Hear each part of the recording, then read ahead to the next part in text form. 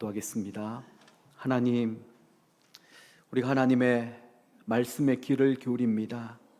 하나님의 말씀이 선포될 때 사람의 말로 듣지 아니하고 하나님의 음성으로 듣기를 소원하오니 하나님 이 시간에 우리 귀를 엽니다. 우리 마음 문을 엽니다. 이 시간에 주님께서 말씀하여 주시고 그 말씀이 데살로니가 교회 성도들에게 일어났던 것처럼 믿음의 역사와 변화로 이어지게 하여 주옵소서. 종의 연약함과 또 부족함과 허물을 주님께서 다 씌우니 이 시간에 오직 성령 하나님이 종의 입술을 주장하시고 다스려 주셔서 하나님의 말씀이 거침없이 담대하게 선포되게 하셔서 우리 주님이 모든 영광을 받아 주옵소서. 우리 구주 예수님의 이름으로 기도드리옵나이다. 아멘. 우리는 짧은 시간 이제 스바냐서 말씀을 함께 또 묵상하고 은혜를 누리고 있습니다. 이 스바냐 선지자는 이스라엘의 요시야 왕 때 활동했던 선지자였습니다. 이 당시 백성들은 사실 형통과 축복을 누리고 있었기 때문에 사실은 하나님이 별로 필요 없는 그런 때였습니다. 열심히 살아가다 보니까 돈도 잘 벌고 사업도 잘 되고 부족한 것들이 별로 없었습니다. 그런데 문제는 무엇인가 하면 하나님을 사랑하는 그 열정과 그 예배의 열심이 점점 더 식어져 가기 시작하는 것입니다. 그러다 보니 자연스럽게 세상의 쾌락과 즐거움을 쫓아 살아갈 수밖에 없었고, 그리고 또 우상을 숭배하며 또 탐욕스러운 그런 이 삶을 살아가게 된 것이죠. 그 결과는 우리는 잘 알고 있습니다. 약속의 땅 가나안 땅에 쫓겨나서 이방 나라의 포로 생활을 하게 된 것입니다. 자, 이런 모든 과정들이 이스라엘의 미래였고 또 하나님의 심판과 저주라고 할 수 있는데요. 요시야 왕 때에 사실 성전 개혁 수리를 이렇게 하다가 그게 산 두루마리 책을 발견하게 됩니다. 근데 그 안에는 이스라엘 자손들이 하나님을 떠나 우상 숭배를 함으로 말미암아 받게 될 심판과 저주가 가득 담겨 있었습니다. 요시야 왕은 너무 놀랐습니다.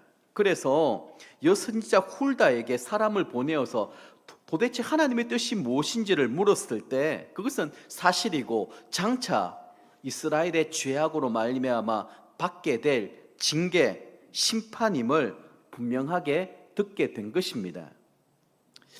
바로 그러한 때에 스바냐 선지자는 좀 다른 관점에서 말씀하고 있습니다. 분명히 유다 나라는 하나님의 심판을 받아 멸망하게 될 것입니다. 하지만 그 멸망으로 끝나는 것이 아니라 회복될 것이며 구원받게 될 것이라고 하는 이 기쁜 소식을 함께 전하고 있는 것입니다. 하나님은 이스라엘이 고난받는 가운데서도 함께 하시며 반드시 그들을 구원해 내신다라고 하시는 이 약속의 말씀이었습니다. 자, 그러면 기뻐해야 될 이유에 대하여 한번 생각해 보겠습니다. 지금 유다 백성들이 보고 있는, 기다리고 있는 이 소식이 절대로 암울한 것만 아니라는 것입니다. 여기에는 기쁜 소식이 있습니다. 그런데 상황과 형편은 무엇이냐?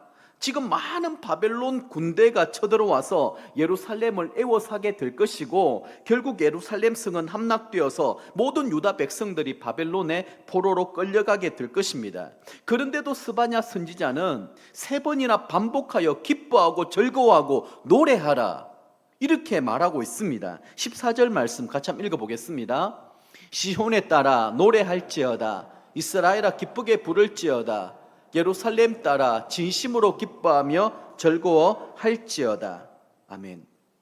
자, 여기 중요한 표현이 있습니다. 시온의 딸이라고 하는 표현이죠.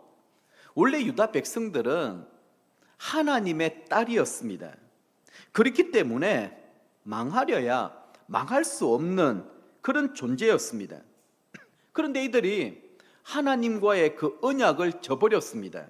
그것은 하나님 대신 우상을 섬기기 시작하면서 하나님과의 관계가 깨트려져 버렸고 그 죄에 대한 대가를 이들은 지불해야만 했던 것이죠. 그러다 보니 유다 백성들은 더 이상 하나님 아버지의 딸이 될 수가 없었습니다. 고아와 같이 버림받은 존재가 될 수밖에 없었고, 그러다 보니 다른 나라의 노예로 끌려가 비참하게 살 수밖에 없었던 것이죠. 이 세상에서 가장 존귀한 위치에서 가장 비참한 자리로 하루아침에 떨어지게 된 것입니다. 그런데도 불구하고 스바냐 선지자는 이런 운명에 처한 유다 백성에게 기뻐하고 즐거워하고 노래하라, 이렇게 말하고 있습니다. 그 이유가 무엇이겠습니까? 15절에 그 답이 나옵니다. 같이 한번 읽습니다. 여호와가 내 형벌을 제거하였고 내 원수를 쫓아냈으며 이스라엘의 왕 여호와가 내 가운데 계시니 내가 다시는 화를 당할까 두려워하지 아니할 것이라. 아멘. 자, 여기 보면 여호와가 내 형벌을 제거하였기 때문입니다. 하나님의 백성들에게 가장 큰 형벌은 무엇일까요? 하나님께 버림받는 것입니다. 하나님이 더 이상 그들과 함께 하지 않는 것입니다. 이들에게 더 이상 말씀도 주지 않는 것입니다. 그리고 이들이 아무리 기도해도 그 기도에 응답하지 않는 것입니다. 이것이야말로 하나님의 자녀들이 받을 가장 큰 형벌이고 징계이며 심판이라고 말할 수 있습니다. 그런데 하나님께서 이들이 받을 그 형벌을 완전하게 제거해 주시겠다, 이렇게 약속하고 계십니다. 그 근거가 어디에 있을까요? 우리가 잘 알다시피 유다 백성들이 새롭게 만나게 될 여호와 이스라엘의 왕은 하나님의 아들 예수 그리스도십니다. 이분은 고난받고 있는 성도들을 너무 사랑하셔서 자신의 모든 것들을 아낌없이 다 내어주셨습니다. 죄의 형벌마저도 온전한 사랑으로 다 가져가 버리신 것입니다. 이스라엘 왕 예수 그리스도께서 그들의 원수를 쫓아내셨다라고 말합니다. 유다 백성의 원수는 마귀 사단이죠. 그리고 그들을 지속하여 괴롭히고 있는 바벨론 군대라고 말할 수 있습니다. 그 주변 강대국들이라고 말할 수가 있겠죠. 그런데 하나님이 그들을 사랑하기로 작정하신 이후부터는 모든 죄의 형벌로부터 자유하게 된 것입니다. 그렇게 무소불위의 권력을 휘둘렀던 그 바벨론이라고 하는 나라는 페르시아에 의해서 한순간에 다 멸망하고 흩어지고 말았습니다. 그 이유가 무엇이겠습니까? 아무리 강한 나라나 무소불위의 권력을 휘두르는 세력도 하나님의 사랑 앞에서는 아무것도 아니기 때문입니다.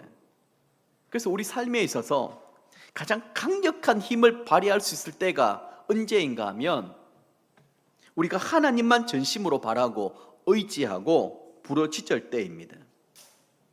그때 하나님은 우리의 손을 붙들어 주시고 악한 어둠의 권세를 모두 다 꺾어버리시는 것입니다. 어느 순간에 우리를 결박하고 있는 모든 올무로부터 우리는 자유하게 될 것이고 이제는 참된 자유를 누리게 될 것입니다. 그러면서 우리 모두는 예수 그리스도의 신부로서 새로운 자격을 얻게 되는 것이죠. 자, 15절 하반절 말씀입니다. 이스라엘 왕 여호와가 내 가운데 계시니 내가 다시는 화를 당할까 두려워하지 아니할 것이라. 자, 이게 여호와라고 하는 이름은 이스라엘 백성과 언약하신 하나님, 이런 의미가 담겨 있습니다. 부부가 결혼할 때 서로 한평생 같이 하고 배신하지 않기로 결단하지 않습니까? 검은 머리가 이 흰 파뿌리가 될 때까지 절대로 그 사랑 변치 않겠다라고 주례사에게 이렇게 다짐하고 모든 청중들 앞에서 이렇게 고백을 하고 있지 않습니까? 마찬가지입니다. 하나님과 이스라엘 백성들이 시내산에서 언약을 체결했습니다. 그 언약이 무엇인가 하면 이스라엘 백성들이 여호와의 이름을 부르기만 하면 하나님은 그들의 공급자가 되어주시고 치료자가 되어주시고 그들의 보호자가 되어주시며 때로는 군대가 되어주셔서 그들의 모든 위험과 위기로부터 지켜주시고 보호해 주시겠다라는 것입니다. 그런데 아무리 여호와 하나님이라 할지라도 자유의지를 가지고 있는 이스라엘 백성들의 마음속에 반복적으로 일어나고 있는 이 죄의 욕망을 어떻게 할 수가 없는 거예요. 그러다 보니 유다 백성들은 겉으로는 하나님을 예배하고 하나님을 섬기고 있었지만 그 마음으로부터 일어나는 그 욕심, 탐욕, 그 욕망을 어떻게 할 수가 없는 것입니다. 그러다 보니 마음으로부터 죄를 범하게 되었고, 그것이 우상을 품고 섬기는 일로 이렇게 자라게 되었으며, 결국에는 자연스럽게 하나님을 거역하고 떠나가게 된 것입니다. 그런데 오늘 본문에서 예언하고 있는 이스라엘의 왕, 새로운 여호와는 이스라엘 백성들의 마음속에 오시는 분이라고 소개하고 있습니다. 유다 백성과 온전히 연합되고 하나가 되어서 그들이 지은 모든 죄를 다 가져가시고 그들 마음에 새 영과 새 마음을 부어주신다라는 거예요. 이 무슨 의미인가 하면, 여러분, 지난 주일날 우리는 성찬식을 했습니다. 제가 성찬식 할 때 꼭 제가 이렇게 설명해 주는 대목이 있습니다.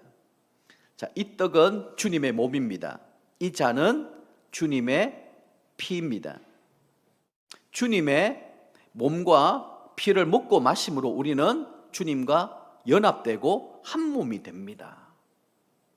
자, 그렇게 꼭 말씀을 드리고 성찬에 참여하게 합니다.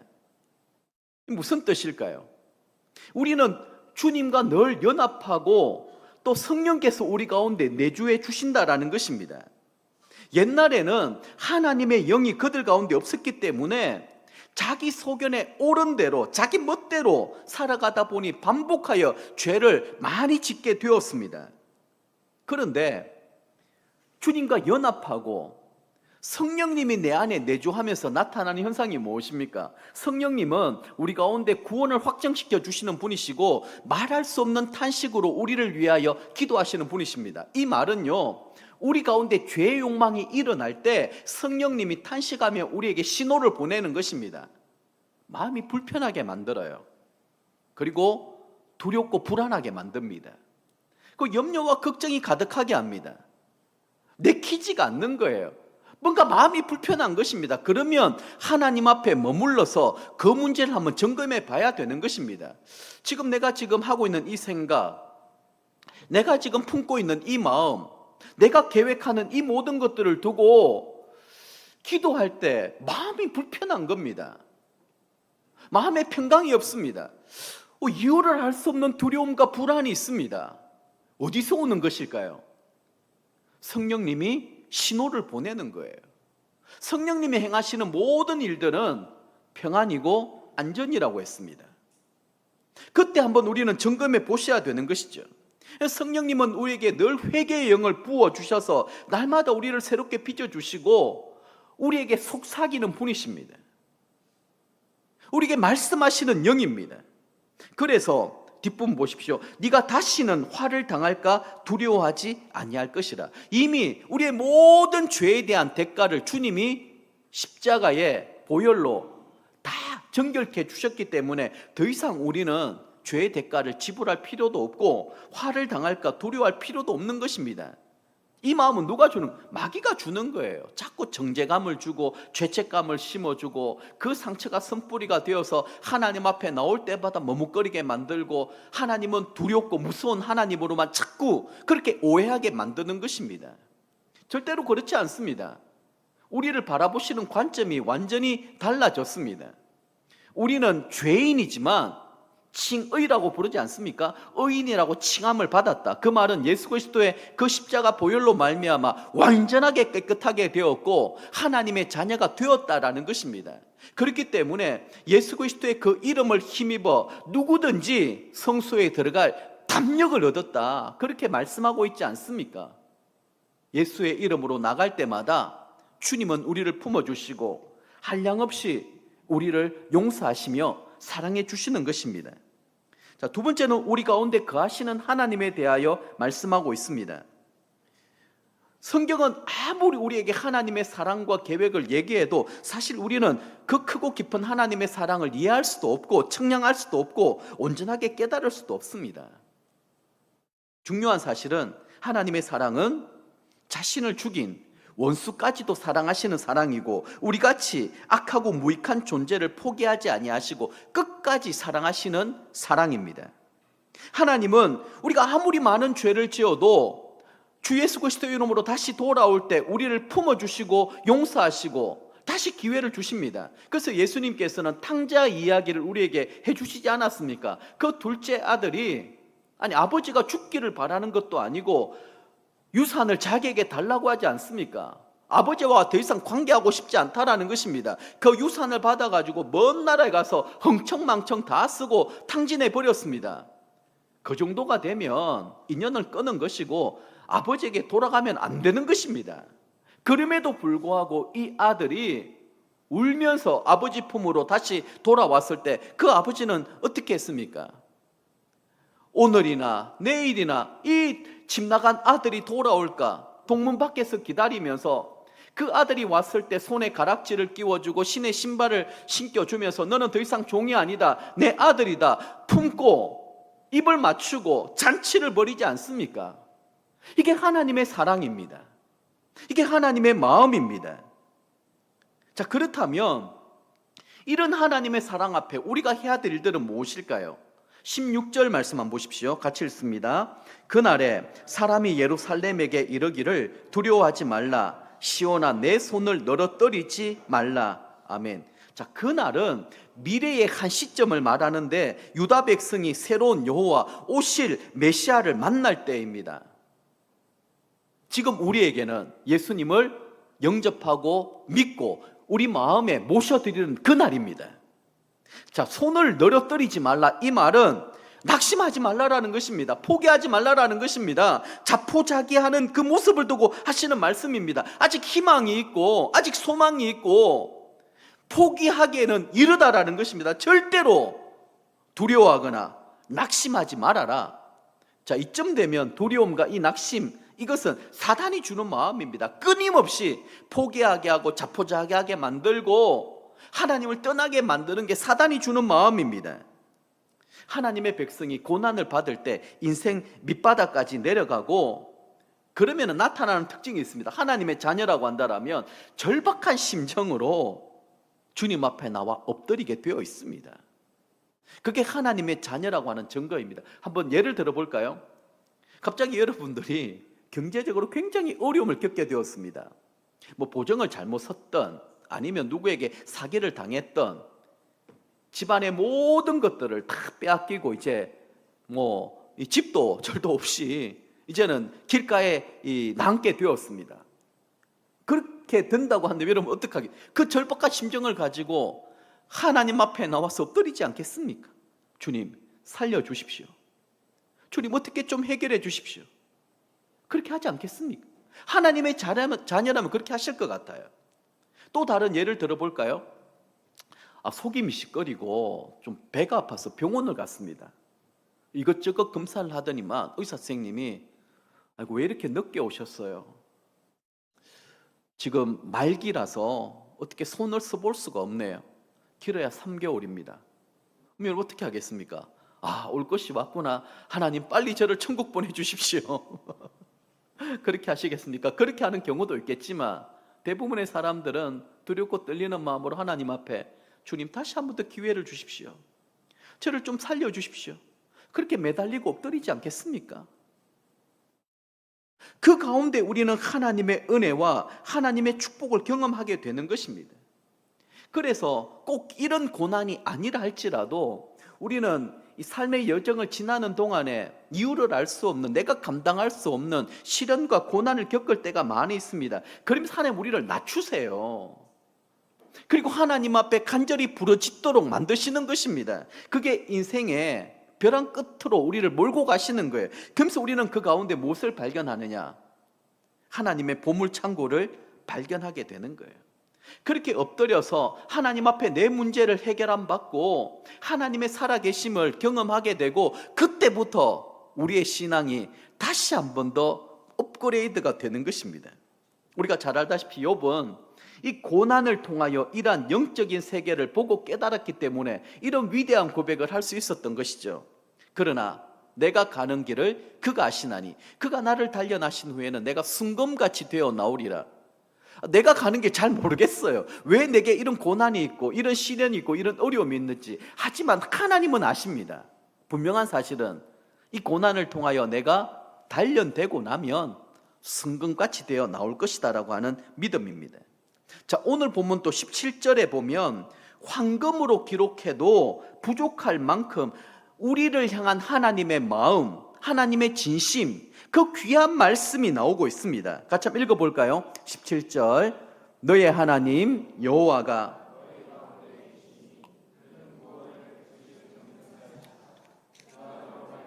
기쁨을 이기지 못하시며 너를 잠잠히 사랑하시며 너로 말미암아 즐거이 부르며 기뻐하시리라. 아멘. 하나님은 전 세계에 흩어져 비참한 노예 생활을 하고 있는 이스라엘 백성들을 향하여 내가 너와 함께 하고 있다, 이렇게 선포하고 있습니다. 그리고 이들을 원수의 손에서 반드시 구원내실 것이라고 그렇게 약속하십니다. 여기서 구원은 단순한 영적인 구원만을 의미하는 것이 아닙니다.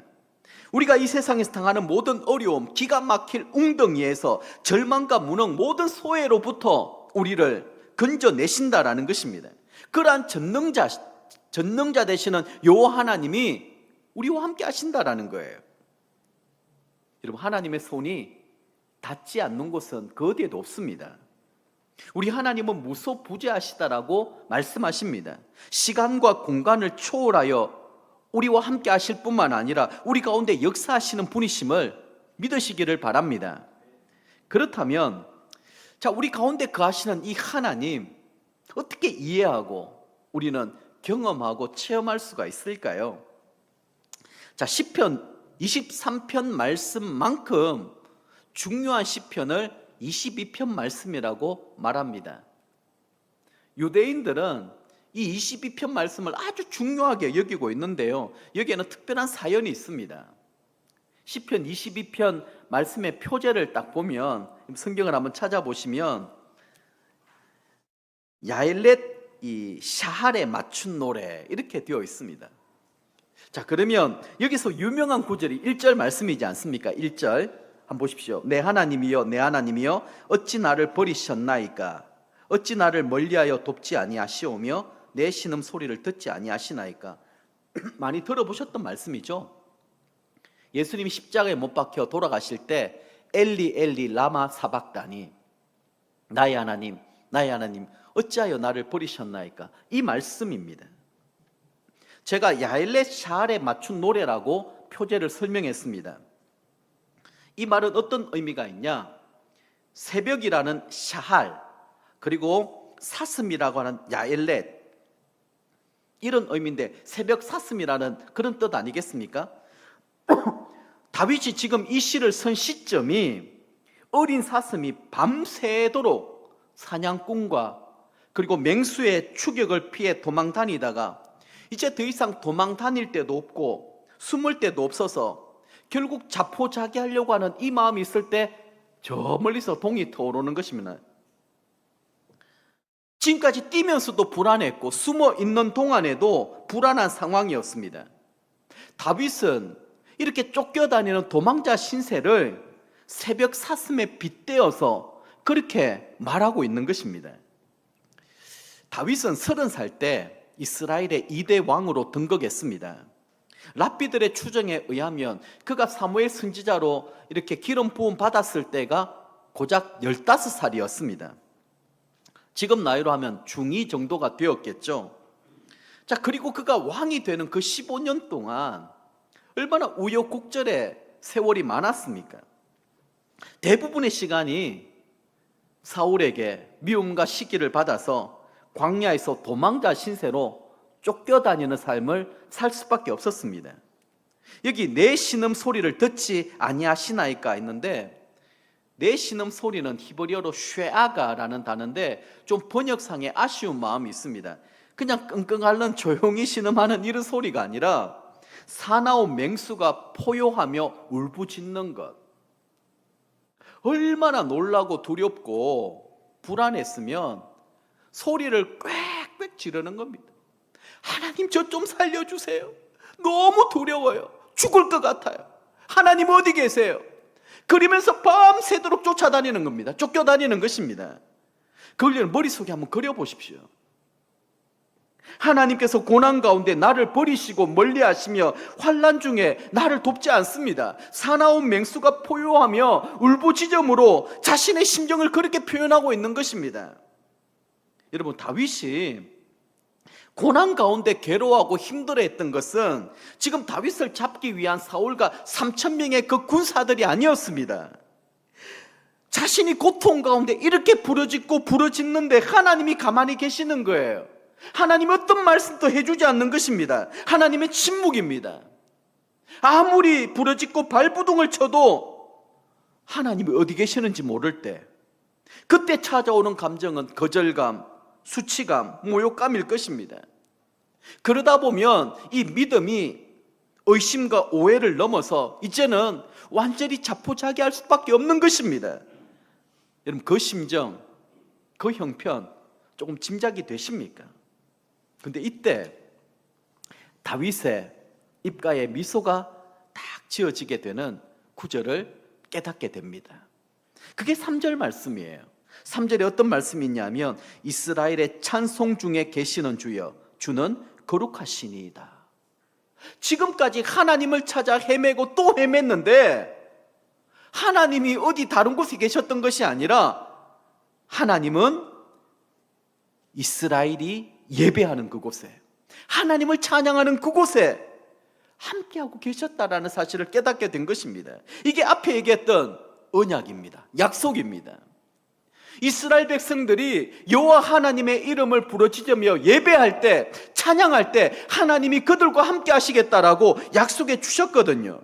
그래서 다윗이 늘 항상 언제 어디서든지 하나님을 예배하고 하나님을 노래하는 삶을 살 수밖에 없었던 이유가 바로 여기에 있는 것입니다. 하나님은 절대로 우리를 피하여 숨지 아니하십니다. 하나님, 우리가 찬양할 때 언제든지 소환될 수 있는 분이십니다. 우리는 하나님 어디 계시는지 알아야 됩니다. 어디 계실까요? 우리가 예배하는 이 자리에 하나님이 거하십니다. 아무리 힘들고 어렵다 할지라도 내가 두 손 들고 여호와 하나님의 이름을 외쳐 부르짖는 그 현장에 하나님은 찾아오십니다. 그리고 나서 4절 이하의 말씀을 보면 상황이 완전 역전이 되는 그런 상황을 볼 수가 있습니다. 그 믿음과 확신이 있다 보니까 하나님이 나와 함께 하시고 나를 통하여 행하실 그 놀라운 일들에 대하여 쭉 나열하고 있습니다. 한번 시편 22편 말씀을 한번 읽고 나중에 묵상해 보십시오. 시편 63편 3절 4절도 아주 유명한 찬양 가사가 담겨있는 시편입니다. 3절 4절 말씀을 보면 주의 인자하심이 생명보다 나음으로 내 입술이 주를 찬양할 것이라. 이러므로 나의 평생에 주를 송축하며 주의 이름으로 말미암아 손을 들리이다. 내 생명보다 주의 인자하심이 더 낫다라는 거예요. 내가 주님을 찬양하겠다라는 것입니다. 내가 손을 들어 평생토록 내가 주님을 찬양하고 노래하는 인생을 살겠다라는 것입니다. 근데 여러분, 이 시를 언제 어디에서 썼을까요? 표제를 보면 다윗이 유대 광야에 있을 때 이렇게 되어 있습니다. 그런데 아주 놀라운 표현이 있습니다. 그 광야를 다윗은 성소라고 표현하고 있습니다. 2절 말씀 한번 볼까요? 내가 주의 권능과 영광을 보기 위하여 이와 같이 성소에서 주를 바라보았나이다. 다윗이 하나님을 예배하는 순간 그 광야가, 사망이 엄침한 골짜기가 성소로 바뀌게 된 것입니다. 사랑하는 성도 여러분, 주의 권능과 영광을 정말 보기를 원하십니까? 누리고 경험하기를 원하십니까? 그렇다면 전심으로 하나님을 한번 예배해 보십시오.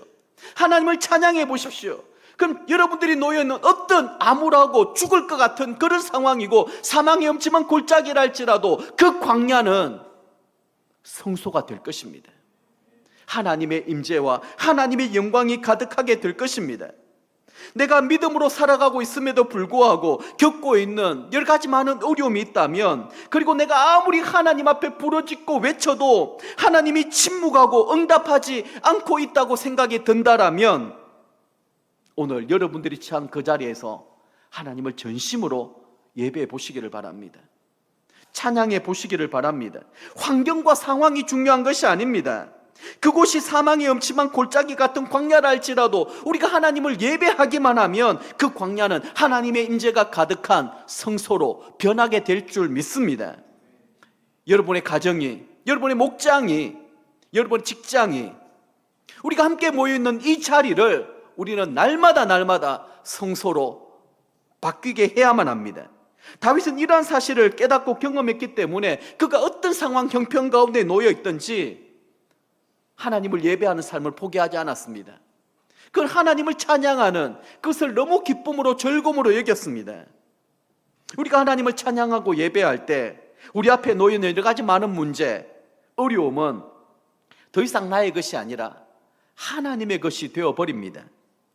요사바 시대에 모압과 암몬이 쳐들어왔습니다. 유다는 도무지 그들을 이겨낼 재간도 없었고 그럴 만한 능력도 없었습니다. 이때 요사밧이 말씀을 붙들고 하나님 앞에 기도합니다. 하나님을 예배하고 찬양했습니다. 그때 하나님이 이렇게 응답해 주셨어요. 역대하 20장 15절 말씀입니다. 같이 한번 읽어보겠습니다.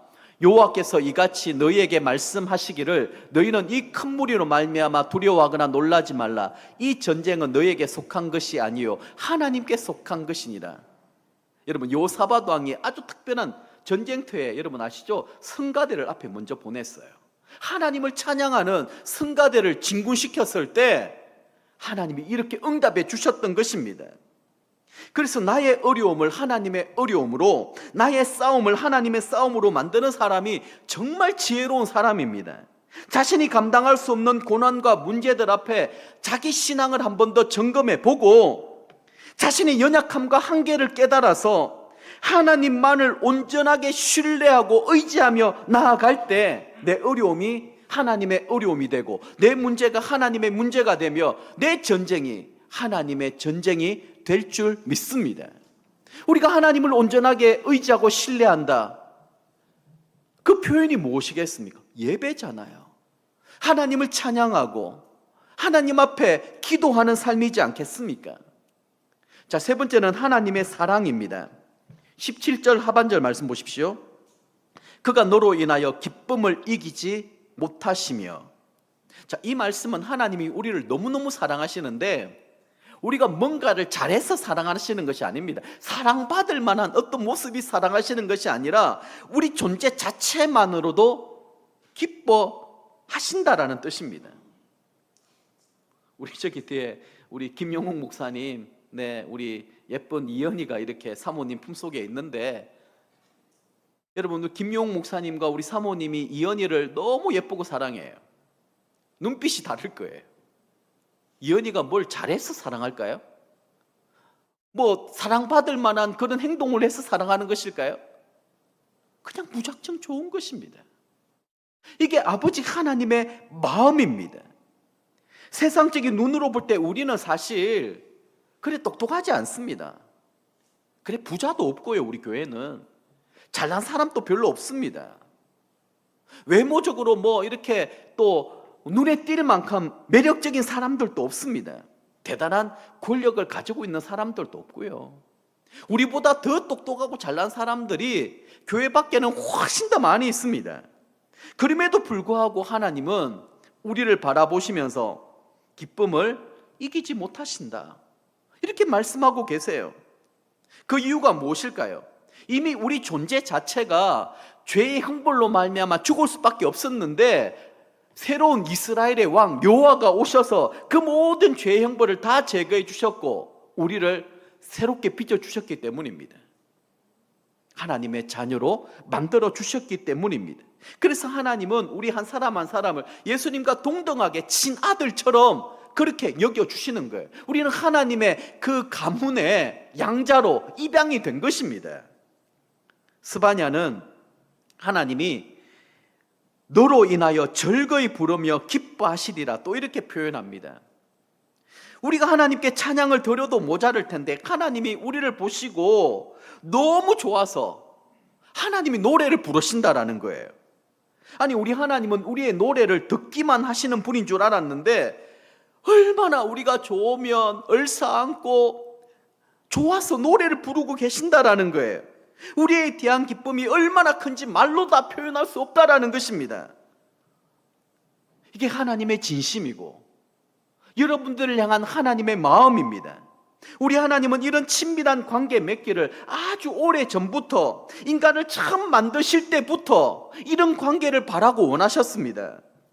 우리가 하나님의 사랑을 깨닫고 자발적으로 하나님 앞에 나가 하나님을 예배하고 찬양하는 이런 삶을 바라고 원하셨던 것입니다. 우리가 보실 때 얼마나 좋으셨으면 노래까지 지어 부르시면서 우리를 사랑하신다라고 그렇게 말씀해 주시는 거예요.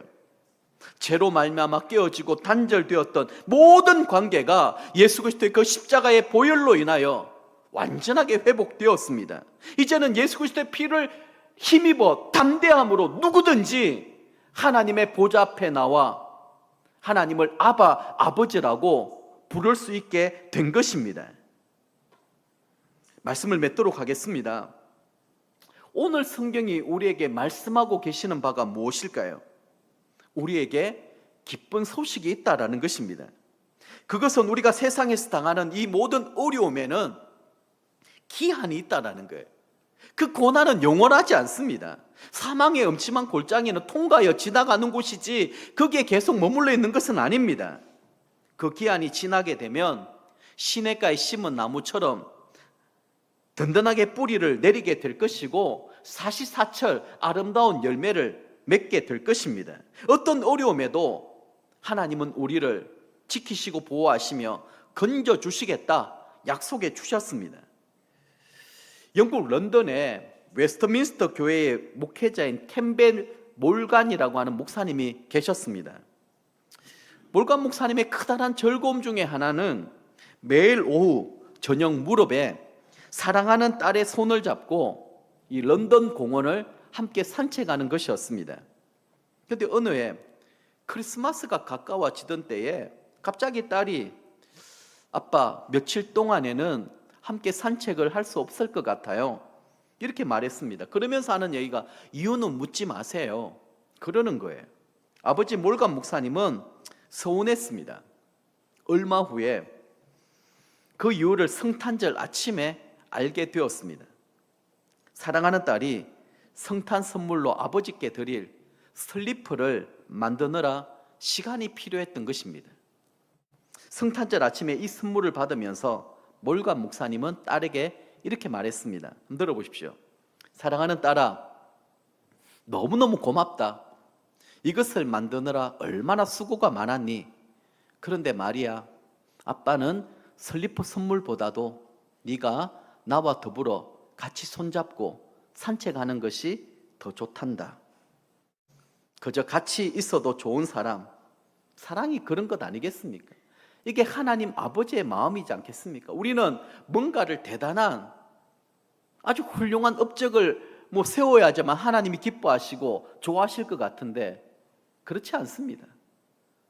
하나님을 예배하는 자리에 머물러 있고 하나님을 기도하는 자리에 머물러 있고 그리고 우리의 입술을 통하여 주님, 저는 주님이 너무 좋아요. 저는 주님을 너무 사랑합니다. 주님과 더 깊은 교제를 나누고 싶어요. 그게 하나님이 원하시는 것입니다. 그래서 우리에게 예배가 중요하고 기도가 중요하고 말씀 앞에 머물러 있는 이 삶이 너무너무 중요한 것입니다. 여러분, 얼마나 많은 일을 하느냐 별로 중요한 게 아닙니다. 우리 모두가 하나님 앞에 좋은 예배자로 다시 거듭나는 것입니다. 그리고 하나님과 친밀한 교제를 나누면서 성령님의 속삭이시는 그 소리에 귀를 기울이고 그리고 그 음성에 우리가 순종하며 살아갈 수 있다라면 하나님은 우리를 통하여 아주 놀라운 일들을 일으켜 주실 것입니다. 저와 여러분들이 그런 멋진 인생을 함께 살기로 결단하고 다짐하실 수 있기를 바랍니다. 오늘 주신 말씀을 붙들고 한번 찬양하겠습니다. 우리 아바 아버지 이 찬양 한번 드리겠습니다.